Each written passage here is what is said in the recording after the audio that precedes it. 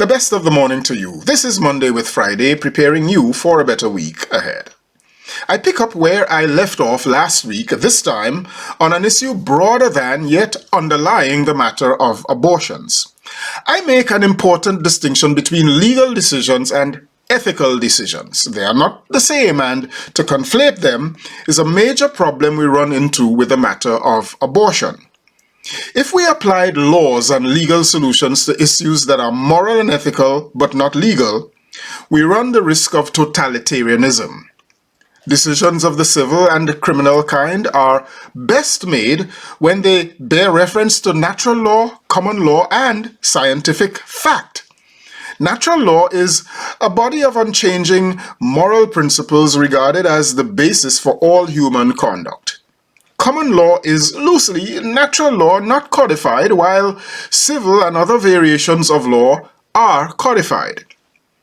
No reasonable person would dismiss intentional homicide, otherwise known as manslaughter or murder, as merely an ethical matter but not a legal one. This because in every human society, the irretrievable nature of taking a human life is a ghastly act that is unacceptable, and so criminal law, that is, laws codified, are properly made to govern what is naturally and commonly understood as unacceptable. Ethical decisions, to the contrary, are either matters on which there is no commonly held position by all people governing the conduct of all of them, or matters on which there is general acceptance but would be unreasonable to codify in law and prosecute. So, it may be unethical for an employer to hire an incompetent relative to save money, perhaps, instead of the highly qualified non-relative to engage better performance. But to make that illegal is to infringe on the rights of employers to choose and hire whoever they want. Ethical decisions are therefore largely matters of conscience, preference, and opinion. More than that, ethical decisions are totally within the individual's power of decision, or as some call it, choice. Such decisions are usually based on variables on which people take different positions on the same matter. And the reason they differ is due to the absence of either scientific certainty or communal unanimity on or about the matter. Because there is no scientific certainty or communal unanimity, there arises differences of opinion, and so people take sides ethically. There is nothing in science that says it is a bad thing to hire a relative. And in many communities and cases, it might in fact be the desirable thing to hire a relative. So, while murders are unanimously accepted even by criminals to be wrong, which is why they flee or hide, and laws can therefore be safely and fairly applied regarding it, hiring a relative, if criminalized, shall be highly problematic.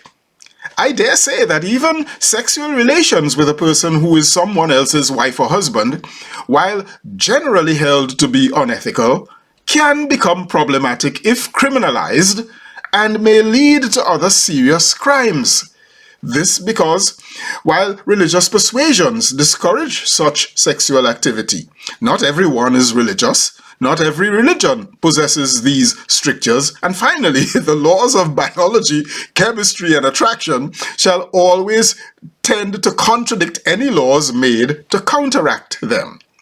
This, to me, is what is at the heart of the abortion issue. The simple fact is that even though the majority of scientists in every study I have seen opine that life begins at conception, the fact that there is not 100% unanimity, the high bar required for scientific fact to be scientific fact, relegates these scientists' position to be opinions, not fact.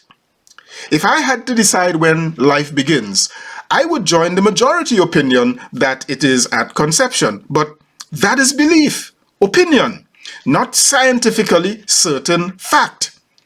And the fact that it is not and cannot be categorized as fact removes it, in my opinion, from the realm of legislation to the realm of ethics.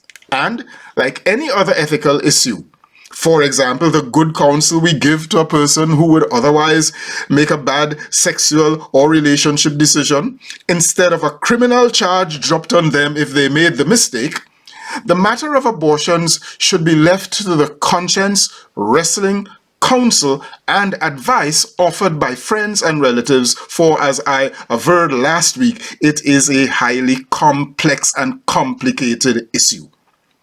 History has taught the lesson over and again that moral police who become legal police, especially with a little bit of religious fervor and zeal thrown in, can become oppressive, regressive, commit atrocities, and develop laws that address symptoms, not problems, and which severely reduce freedoms. Worst of all, they remove individual responsibility for life decisions and repose them in the hands of others who seldom do a good job handling those decisions. In this ethical matter of abortion, the only role I see for governments, including the legislative and judicial arms, is to develop support systems, health systems, social systems, educational and other systems that improve the quality of life for women and citizens all the way from the womb to the tomb. I am Michael Friday, and your week just got better. I'll see you again next week. Happy Monday all the way to Friday.